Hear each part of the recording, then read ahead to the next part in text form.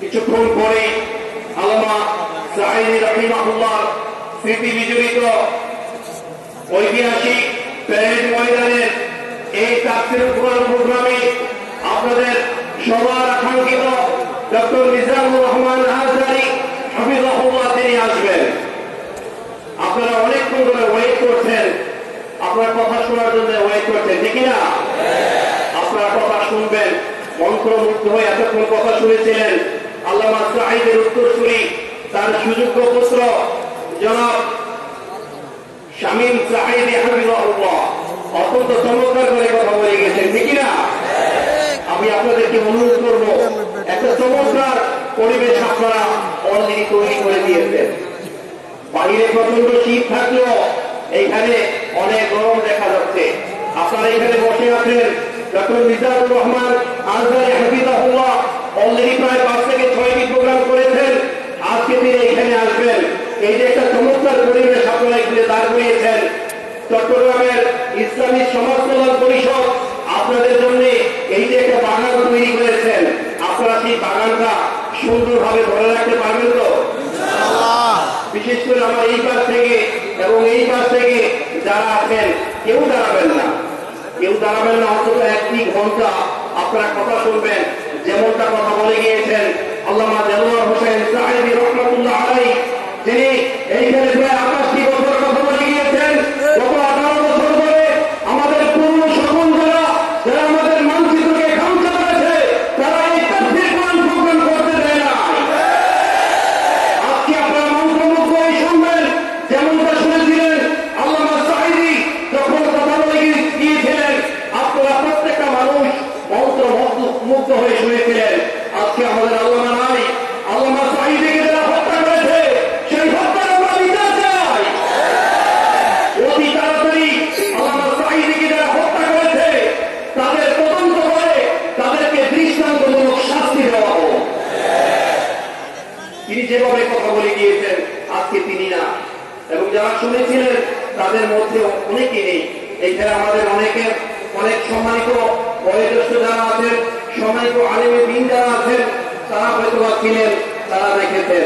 এখন আপনারা এমন একটা চমৎকার পরিবেশ দিবেন তো যেন মিজানুর রহমান আজহারী সাহেব তিনি বলতে পারেন ইসলামী সমাজ কল্যাণ পরিষদ তথা বীর চট্টগ্রাম ঐতিহাসিক এই প্যারেড ময়দান থেকে যে আমি কথা শুনেছিলাম, যে কথা বলেছি, এইখানে যারা ছিলেন প্রত্যেকটা মানুষ মন্ত্রমুগ্ধ হয়ে কথা শুনেছে।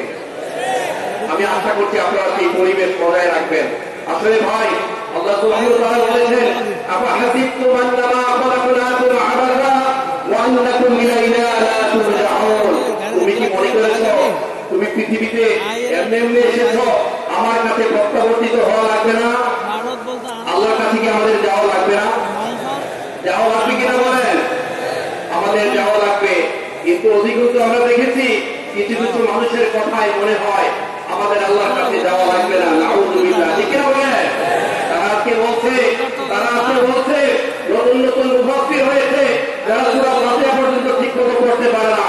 তারা বলে ইসলামের সাথে রাজনীতির কোনো সম্পর্ক নাই, তারা বলে ধর্মের সাথে রাজনীতির কোনো সম্পর্ক নাই। আপনার দেখা যাচ্ছে তাদের অন্যতম প্রধান শত্রু হচ্ছে ধর্ম, তাদের প্রধান শত্রু হচ্ছে ইসলাম। আমি বলবো আমার বন্ধুরা, আমি বলবো কোরআনের সাথে রাজনীতি আছে, কোরআনের মধ্যে রাজনীতির কথা ঠিকই আছে, ইসলামের সাথে রাজনীতির সম্পর্ক আছে, কিন্তু তোমার মনের মধ্যে কোরআন নাই, তোমার অন্তরে কোরআন নাই। Every action has an equal and opposite reaction. প্রত্যেকটা জিনিসের সমান এবং বিপরীত প্রতিক্রিয়া আছে ভাই। Law of natural rhythm is very crucial. Law of natural rhythm is very important. মনে রাখবেন, আকাশে থুতু মারলে সেই থুতু নিচের দিকে আসে। আল্লাহ সুবহানাহু ওয়া তাআলা বলেছেন কোরআনে আমি সব কিছু দিয়ে রেখেছি, আমি কোরআনে কোনো কিছু উল্লেখ করতে বাদ রাখি নাই। মা ফারাদনা ফিল কিতাবি মিন শাই। আল্লাহ তাআলা বলেছেন কোরআনে সব কিছু আছে। আপনি বলছেন কোরআনের সাথে কর্মের সাথে রাজনীতির কোনো সম্পর্ক নাই। রাজনীতির সাথে যদি সম্পর্ক না থাকে, আমার নবী মুহাম্মদ সাল্লাল্লাহু আলাইহি ওয়াসাল্লাম কেন মদিনার প্রেসিডেন্ট হলেন? তিনি কেন জিহাদ করলেন? তিনি কেন হিজরত করতে বাধ্য হলেন? তার বিরুদ্ধে কেন আবু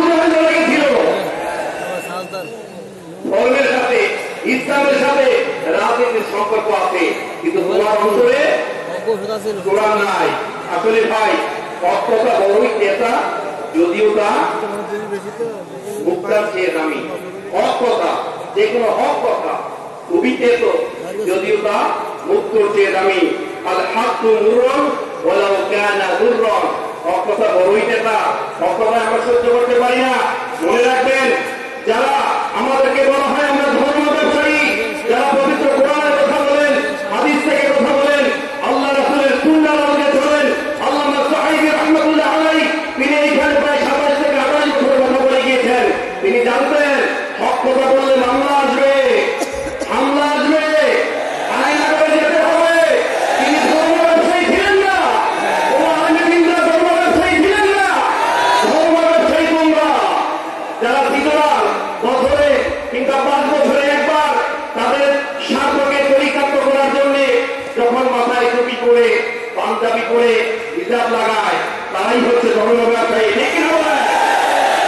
আসলে ভাই মনে রাখবেন, আমার বীর চট্টগ্রামবাসী ঐতিহাসিক প্যারেড ময়দানে উপস্থিত হাজারো তৌহিদি জনতা, মনে রাখবেন কোরআন হাদিস থেকে কথা বললে, রীতি নৈতিকতার কথা বললে, হক কথা বললে যাদের চোখ বড় বড় হয়ে যায়, চেহারা কালো হয়ে যায়, অন্তর জলে পড়ে ছাড়খাড় হয়ে যায়, তারাই মূলত ধর্ম ব্যবসায়ী। তারাই মূলত ধর্ম ব্যবসায়ী। আল্লাহ সুবহানাহু ওয়া তাআলা বলেছেন, ওয়াল্লাযীনা কাফারু ওয়া কাযযাবু বিআয়াতিনা ফাউলাইকা লাহুম আযাবুম মুহিন। আল্লাহ তাআলা বলেছেন, যারা কুফরি করবে, আমার আয়াতকে অস্বীকার করবে, তাদের জন্য রয়েছে অপমানজনক শাস্তি। ঠিক না বলে? আপনি ঠিক বললেও ঠিক, না বললেও ঠিক, কারণ এটা কোরআনের আয়াত।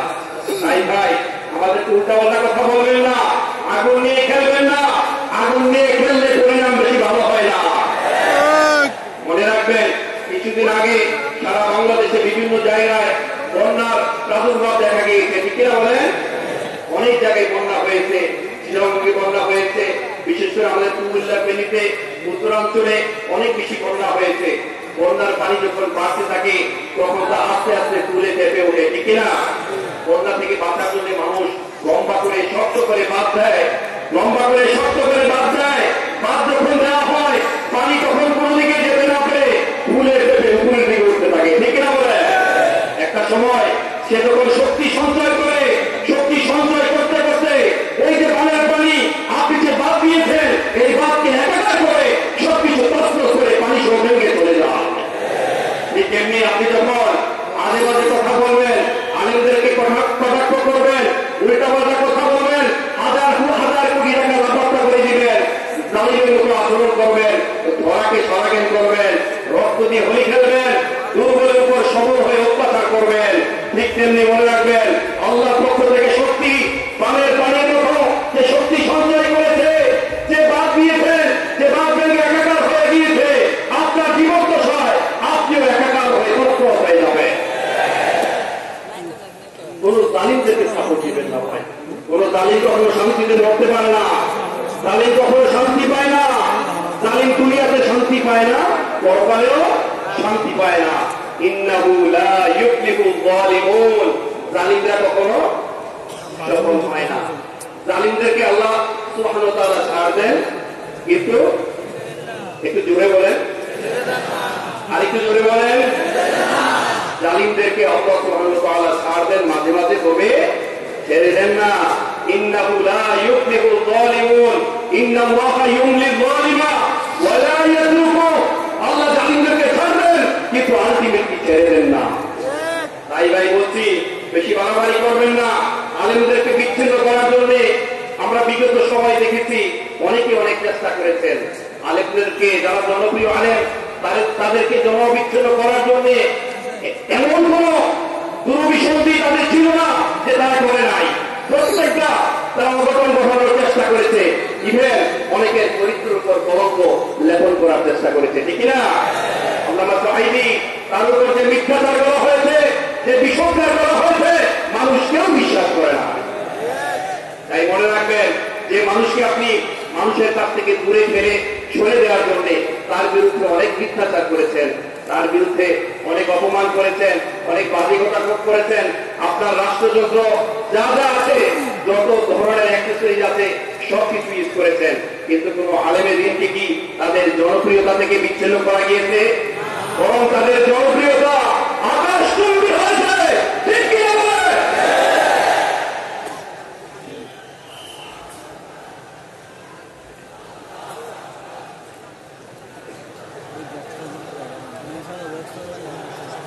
কোনো কর্মকে বলে দেবে না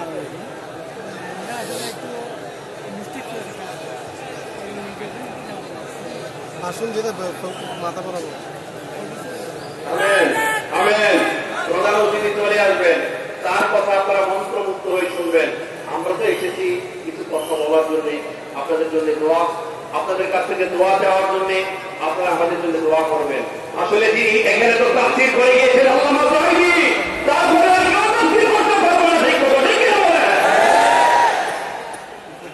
আপনারা সেই পরিবেশ সুন্দর করে দিবেন, সেই পরিবেশ আমরা চাই।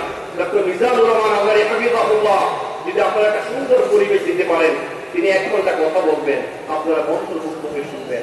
এমন কিছু বিষয় তিনি নিয়ে আসবেন, যদি আপনারা সুন্দর থাকতে পারেন, শান্ত থাকতে পারেন।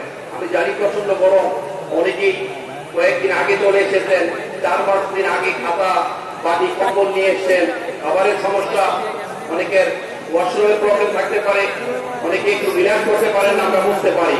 কিন্তু আপনারা যে জান্নাতের বাগানে, বেহেশতের বাগানে আছেন, আল্লাহ সুবহানাহু ওয়া তাআলা আপনাদেরকে প্রতিদান দিবে কিনা বলেন? আল্লাহ সুবহানাহু ওয়া তাআলা আপনাদেরকে প্রতিদান দিবেন।